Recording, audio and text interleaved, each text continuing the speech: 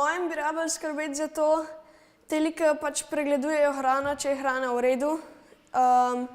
In pol preveriti kaj je napisano na embalaži.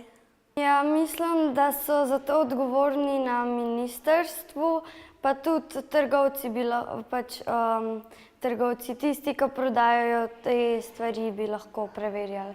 Zato bi po mojem mogli skrbeti Ministrstvo za zdravje in za kmetijstvo. Meni se zdi, da bi bolj mogel minister Žerjav pa Karel Erjavec pa tisti vsi, ki pregledujejo hrano pa tako.